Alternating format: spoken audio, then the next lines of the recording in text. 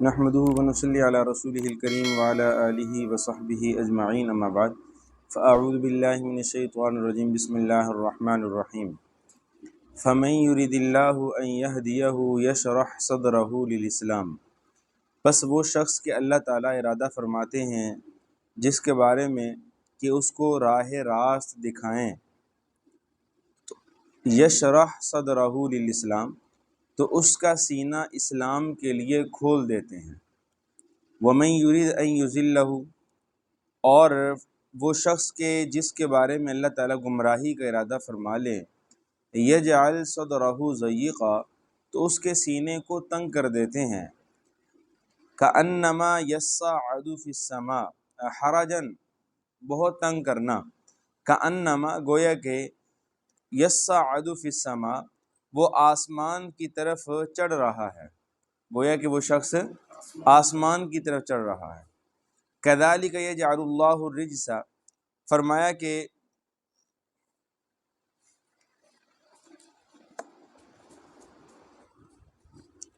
اس طریقے پر کہ اللہ تعالیٰ اس کے لیے کر دیتے ہیں گندگی ان لوگوں پر جو ایمان نہیں لاتے۔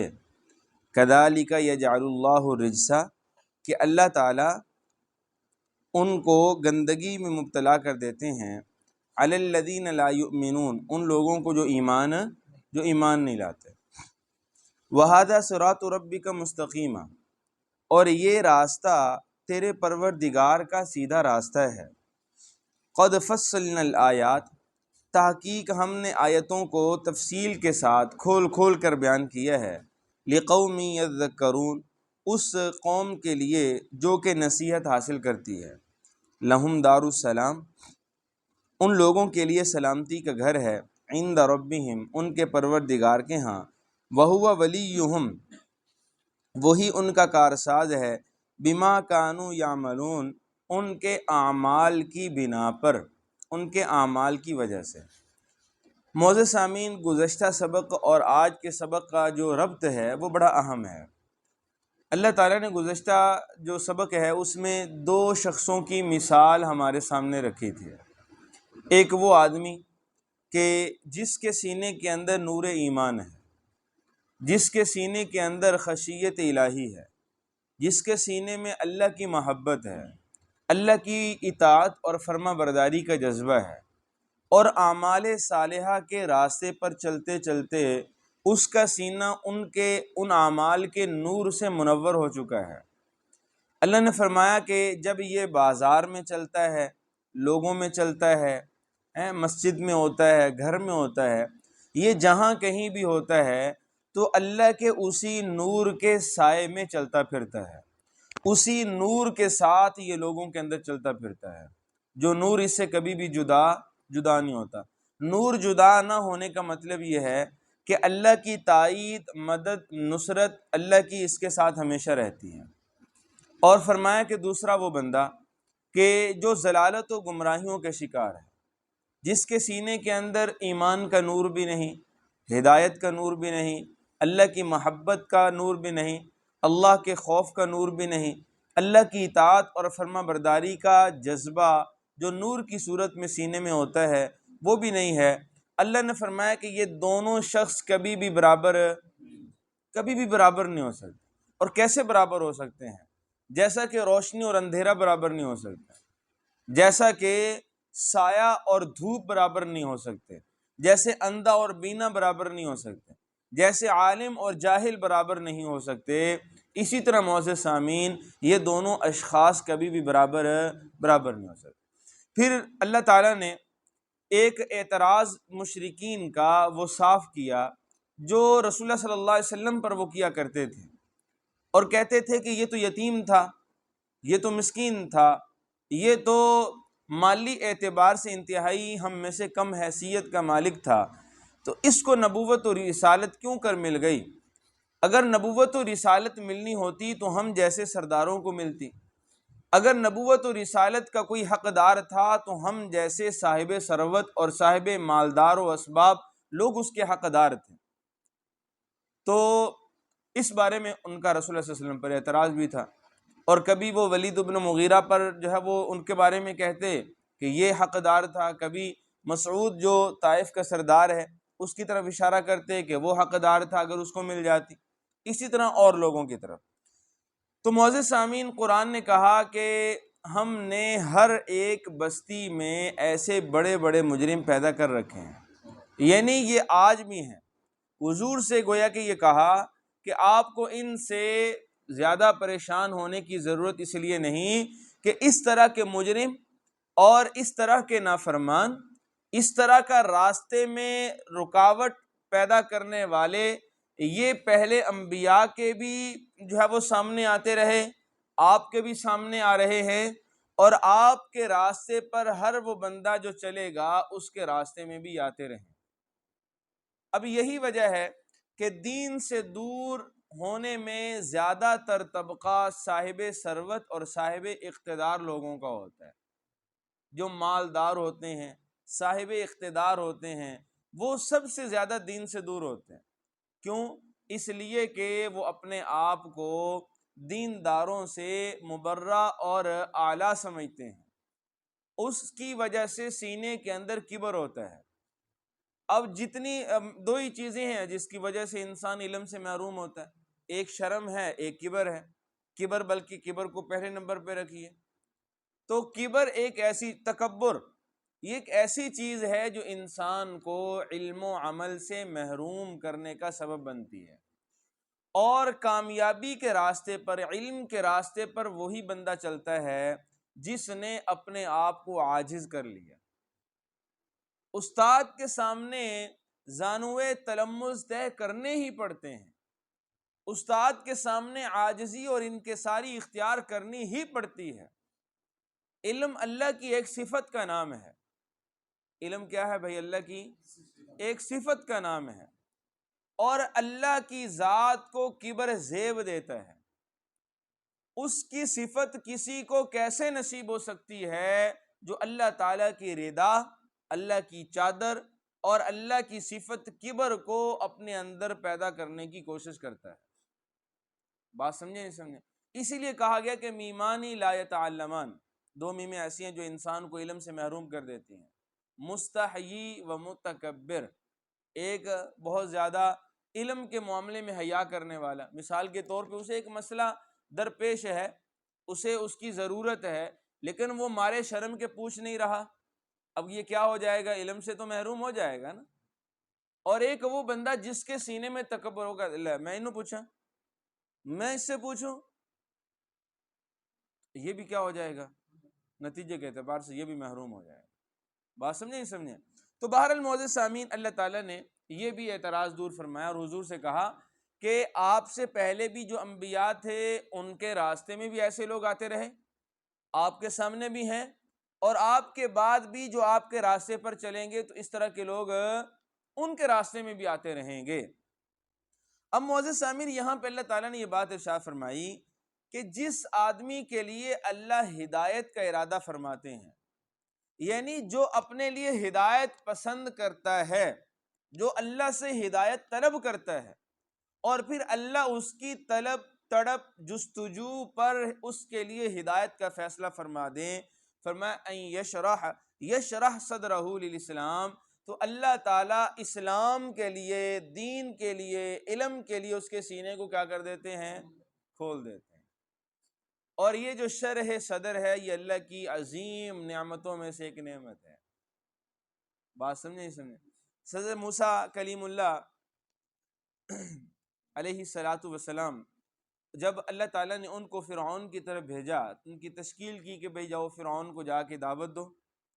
اب ان کی زبان کے اندر لکنت تھی، تو ایک تو انہوں نے اس لکنت کو دور کرنے کی دعا کی، دوسرا اپنے ساتھ ایک وزیر مانگا، اپنا ایک ہم نوا اللہ سے مانگا، اور تیسرا اپنے سینے کا شرح صدر اللہ سے مانگا، رب اشرح لی صدری ویسر لی امری، میرے لیے اس راستے کو، اس معاملے کو آسان کر دے، واحلل عقدۃ من لسانی، اور میری زبان کی جو لکنت ہے یہ کیا کر دیجئے؟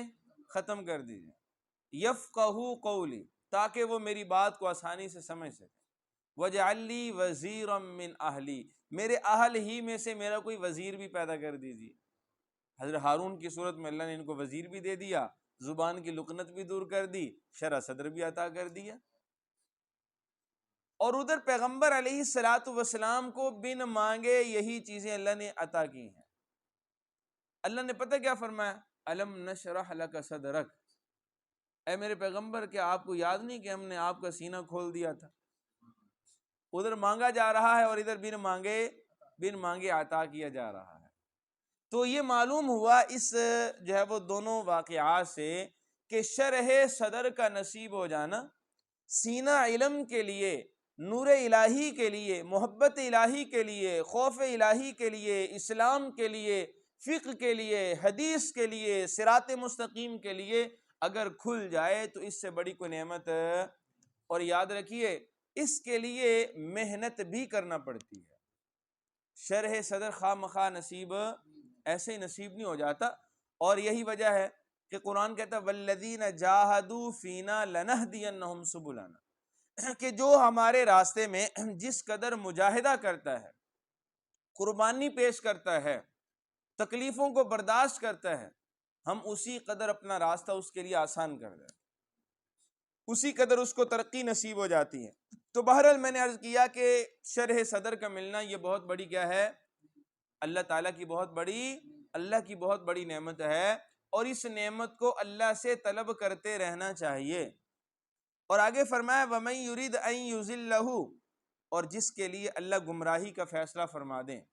اب یہ جو گمراہی کا فیصلہ ہے نا جی، اب وہی کل والا سوال جو حافظ صاحب نے فرمایا تھا کہ اگر اللہ نے گمراہی کا فیصلہ کر لیا تو پھر اس کی گمراہی میں کیا تردد رہ جاتا ہے؟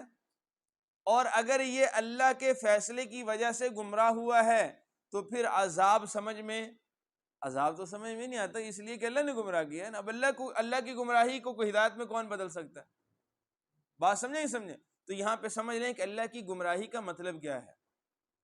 اللہ تعالیٰ خواہ مخواہ کسی کو کیوں گمراہ کریں گے؟ اللہ نے تو ہر ایک نفس کے سینے کے اندر ہدایت اور گمراہی دونوں مادے رکھے ہیں۔ فسق کا مادہ بھی رکھا ہے، اللہ نے ہدایت کا مادہ بھی رکھا ہے۔ وَنَفْسٍ وَمَا سَوَّاهَا فَأَلْهَمَهَا فُجُورَهَا وَتَقْوَاهَا۔ 11 قسمیں اٹھانے کے بعد سورہ شمس میں اللہ تعالیٰ نے فرمایا ہم نے اس نفس کے اندر جو ہے وہ دو چیزیں الہام کی ہیں، دو چیزیں القاء کی ہیں، دو چیزیں اس کے اندر ہم نے رکھی ہوئی ہیں، ڈال دی ہیں۔ کیا فرمایا کہ ایک فسق و فجور کا مادہ اور دوسرا تقوی کا مادہ، للہیت کا مادہ، اللہ کے خوف کا مادہ۔ اب ان دونوں چیزوں کو انسان جس راستے پہ چل پڑتا ہے وہی چیز دوسرے پہ حاوی ہو جاتی ہے۔ فسق و فجور کا مادہ بھی ہے بھائی، تقوی کا مادہ بھی ہے۔ اگر فسق و فجور کے راستے پہ چلیں گے تو فسق و فجور تقوی پر غالب آ جائے گا، اور اگر تقوی کے راستے پہ چل پڑیں گے تو یہ تقوی والی صلاحیت فسق و فجور پر کیا آ جائے گی؟ غالب آ جائے گی۔ بات سمجھے نہیں سمجھے؟ اب اس چلنے کو اللہ نے جو ہے وہ ہدایت اور گمراہی سے تعبیر کیا ہے، یعنی جس نے اپنے اختیار کی بنیاد پر جس راستے کا انتخاب کر لیا تو اللہ تعالیٰ بھی اسی راستے کو اس کے لیے پسند کر لے۔ وہ جو ہم نے پیچھے پڑھا تھا نُوَلِّهِ مَا تَوَلَّا، جو راستہ انسان اختیار کرنا چاہتا ہے اللہ تعالیٰ کوئی ظاہری رکاوٹ نہیں ڈالتے، اس کے لیے وہی راستہ آسان کر دیتے۔ اگر کوئی اللہ کی محبت پانا چاہے، اللہ کے در پہ آنا چاہے، سجدہ ریز ہونا چاہے تو اس کے لیے اللہ وہ آسان کر دیں گے۔ اور اگر جو ہے وہ کوئی گناہ کرنا چاہتا ہے تو ظاہری طور پہ فرشتے کوئی راستے میں تھڑے لگا کے کھڑے نہیں ہو جائیں گے کہ یہ کیوں جا رہا ہے۔ بات سمجھے ہیں؟ تو بہرحال معزز سامعین، اب یہ ہدایت اور اللہ کی گمراہی کا مطلب تو سمجھ گئے نا کہ اس کا مطلب کیا ہے؟ یعنی وہ راستہ جو انسان خود اختیار کر لیتا ہے اللہ تعالیٰ بھی اس کے اختیار کی بنیاد پر اس کے لیے وہی پسند کر دیتے ہیں، وہی آسان کر دیتے ہیں۔ یجعل صدرہ ضیقا، اللہ فرماتے ہیں کہ جس کے لیے اللہ تعالیٰ گمراہی کا فیصلہ کر لیں تو اس کے سینے کو تنگ کر دیتے ہیں، اس کے سینے کو تنگ کر دیتے ہیں۔ تو سینے کا ضیق ہو جانا، سینے کا تنگ ہو جانا یہ محرومیوں میں سے ایک محرومی ہے، اور سینے کا کشادہ ہو جانا یہ اللہ کی نعمتوں میں سے ایک خاص نعمت ہے۔ اور بھائی جب چیز کشادہ ہوتی ہے، دامن کشادہ ہو تو جتنے سما سکتے ہیں سماتے ہیں یا نہیں سماتے؟ اور جتنی کشادگی ہوگی اتنا ہی زیادہ سمایا جا سکتا ہے، اور جتنی کسی ظرف کم ہوگا، جتنی کوئی چیز تنگ ہوگی، اتنی ہی جو ہے وہ لوگوں کے لیے گنجائش کیا ہو جائے گی؟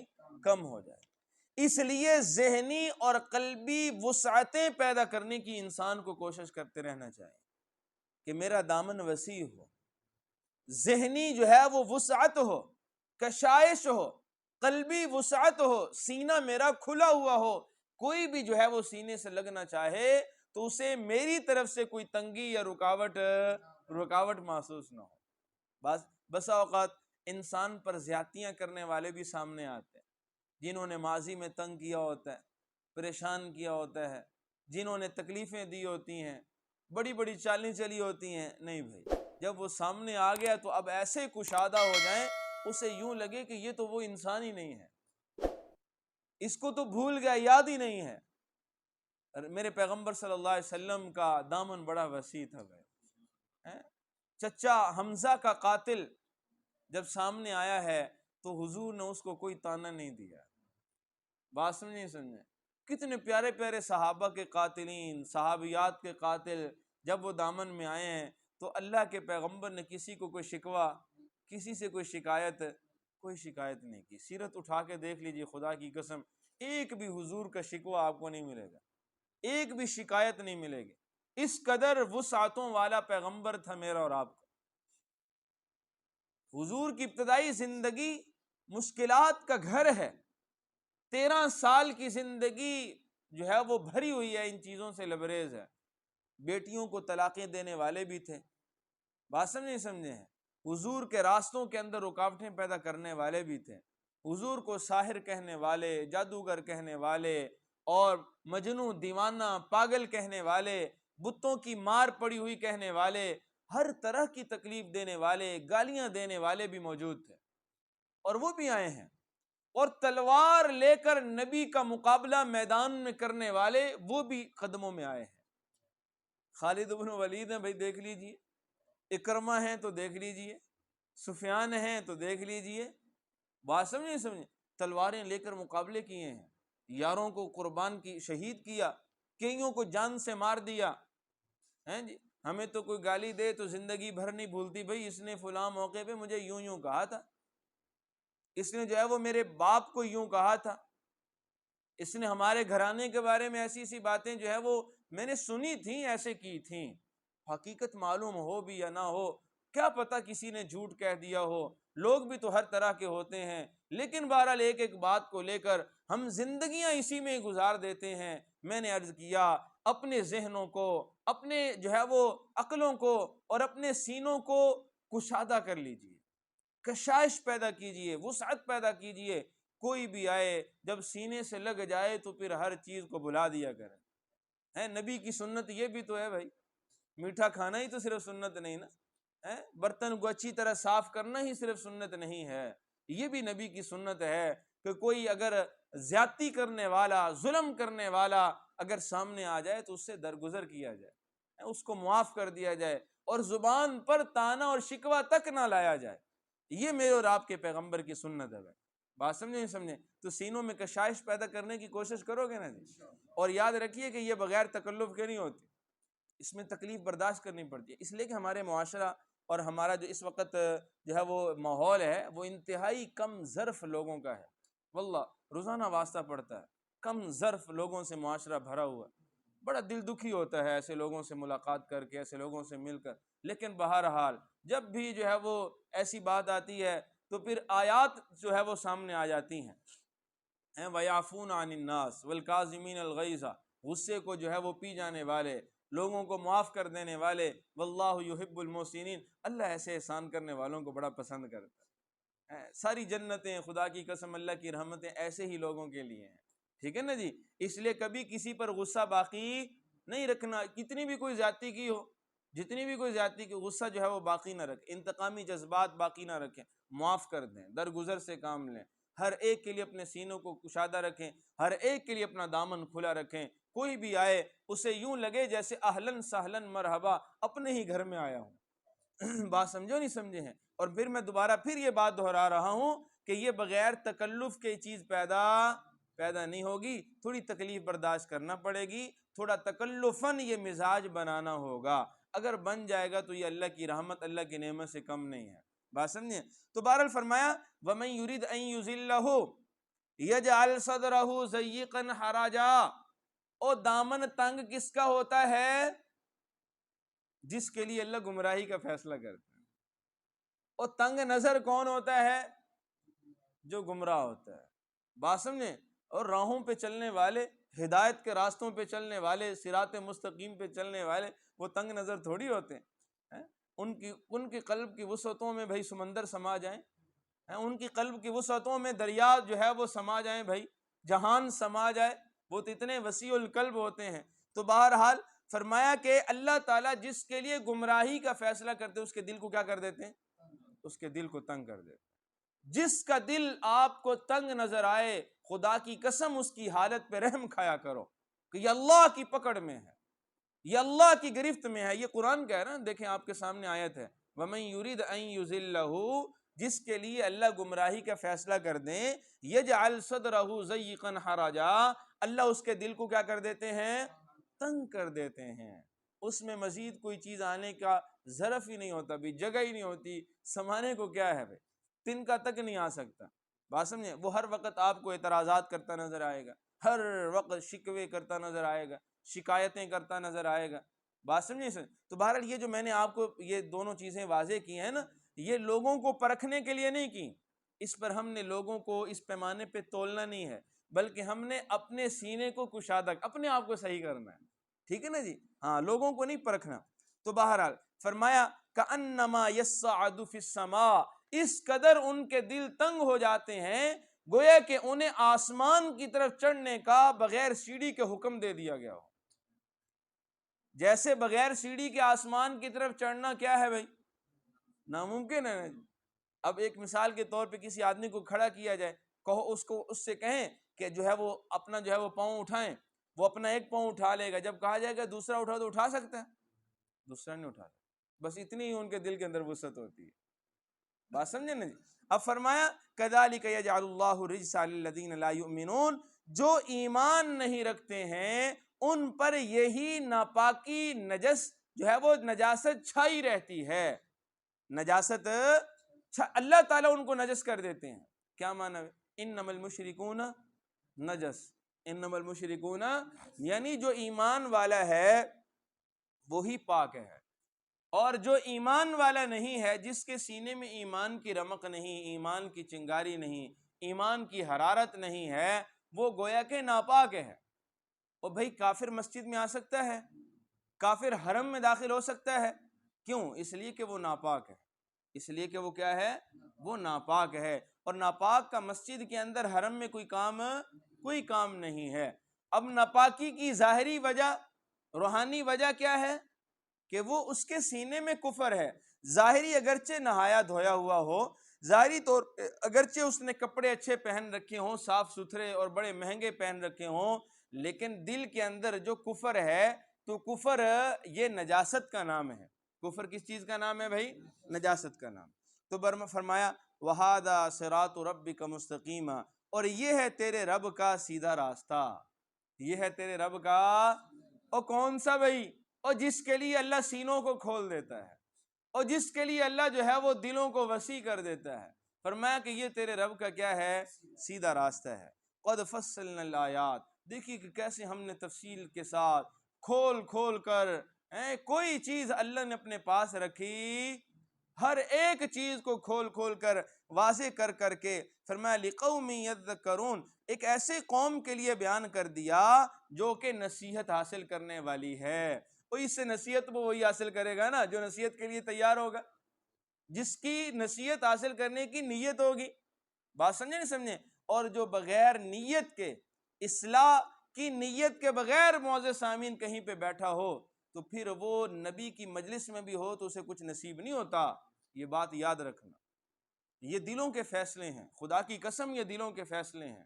دل اگر ابو بکر کا ہو تو وہ ایمان کے نور سے منور ہو جاتا ہے، عمر کا ہو تو ایمان کے نور سے منور ہو جاتا ہے، عثمان کا ہو تو ایمان کے نور سے منور ہو جاتا ہے، علی کا ہو تو چاہے بچپنا ہو لیکن ایمان کے نور سے منور ہو جاتا ہے، اویس قرنی کا ہو چاہے ہزاروں میل دور ہو لیکن ایمان کے نور سے منور ہو جاتا ہے، فارس میں رہنے والا ہی کوئی سلمان نہ ہو ایمان کے نور سے منور ہو جاتا ہے، حبشے کا ظاہری کالی صورت رکھنے والا ہی کیوں نہ ہو لیکن سینہ ایمان کے نور سے منور ہو جاتا ہے۔ جب سینے کے اندر جو ہے وہ ظرف ہوگا، دل جو ہے وہ متجسس ہوگا، دل جو ہے وہ جستجو والا ہوگا، دل کے اندر لگن ہوگی، شوق ہوگا، تو پھر یہ چیزیں نصیب ہوں گی، وگرنہ نبی کی مجلس میں بیٹھنے والا عبداللہ ابن ابی رئیس المنافقین تو بن سکتا ہے، ایمان والا نہیں ہو سکتا۔ بات سمجھو نہیں سمجھے ہیں؟ تو بہرحال فرمایا کہ یہ ساری کی ساری آیات یہ نصیحت کا سامان ہے، لیکن کن کے لیے؟ جو نصیحت حاصل کرنا چاہیں گے۔ لہم دار السلام عند ربہم، فرمایا کہ ایسے لوگوں کے لیے ان کے پروردگار کے ہاں کیا ہے؟ دار السلام، سلامتی والا گھر ہے۔ کیا ہے بھائی؟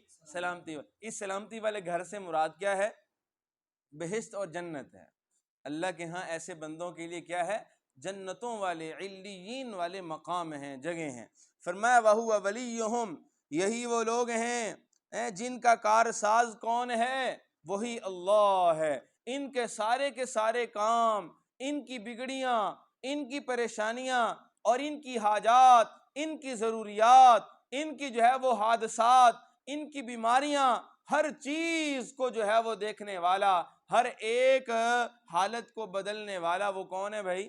اللہ ہے۔ کون ہے بھائی؟ اللہ ہے۔ فرمایا بما کانوا یعملون، وہ اللہ ان کا ولی ہے، ان کا دوست ہے، ان کا کارساز ہے، بما کانوا یعملون، ان کے اعمال کی وجہ سے ان کو اس کی کارسازی ملی ہے، اور ان کے اعمال کی وجہ سے اللہ کی ولایت انہیں نصیب ہوئی ہے۔ یعنی بیٹھے بٹھائے اور سوئے سلائے یہ چیزیں نصیب اس کے لیے تھوڑی محنت کرنا پڑتی ہے، عمل کرنا پڑتا ہے، اور جب انسان عمل کرتا ہے تو پھر اللہ کی طرف سے انعام بھی نصیب ہو جاتا ہے۔ اللہ پھر عمل کو جو ہے وہ رائے گاں نہیں جانے دیتے۔